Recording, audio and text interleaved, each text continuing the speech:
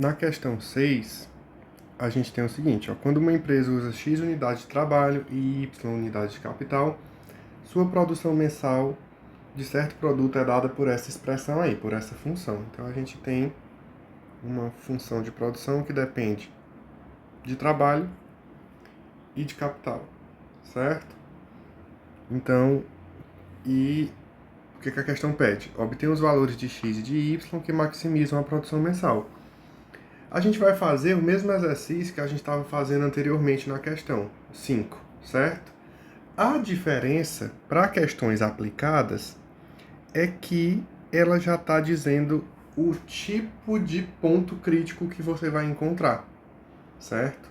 Então, a gente vai fazer todo o esforço aqui de fazer a classificação do ponto, mas se a gente tiver feito todas as continhas corretamente, a gente acabou de encontrar um ponto de máximo assim que encontra o ponto crítico, ok? Então, a estrutura é a mesma, fazer a derivada parcial em relação a x, a derivada parcial em relação a y, certo?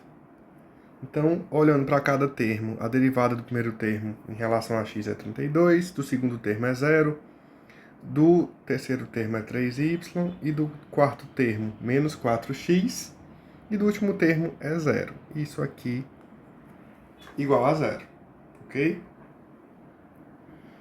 Em relação a y, a gente vai ter 20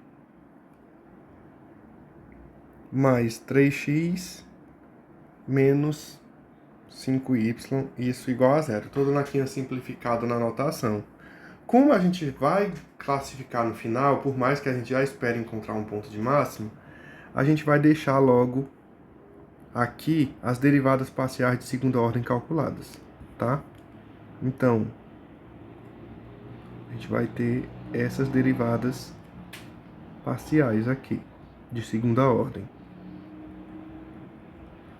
Olhando para a derivada parcial de primeira ordem em relação a x, eu vou derivar novamente em relação a x, deu menos 4, certo? Em relação a y, deu 3. Olhando a derivada parcial de primeira ordem em relação a y e derivando em relação a y novamente, deu menos 5. E em relação a x, deu 3. Novamente, a gente observou a igualdade desses dois valores aqui, certo? Aí, o que a gente vai fazer agora? A gente vai resolver o nosso sistema, né? Só vou montar aqui o sistema para ficar mais organizado para a gente. Então, eu posso escrever da seguinte forma, né? 3y menos 4x igual a menos 32. Estou jogando para o outro lado da igualdade.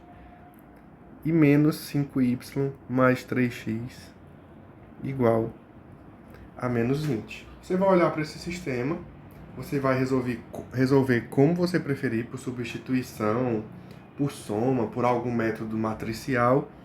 E quando você resolver, você vai encontrar a seguinte solução: x igual a 20, y igual a 16, certo? Quem é isso aqui? É o nosso ponto crítico. Mas a gente já espera, por ser uma questão com contexto, por ser uma função de produção, a gente quer produção máxima. Então a gente espera que ele seja um ponto de máximo se toda a estrutura anterior estiver correta. Mas a gente vem aqui para checagem, certo? Lembrando, só reforçando que isso aqui é a condição necessária, que a gente encontra o ponto crítico. Agora a gente está fazendo a condição suficiente, que é para classificar. Então eu só vou montar aqui minha matriz hessiana, tá? Que vai ficar menos 4, 3, 3, menos 5, ok?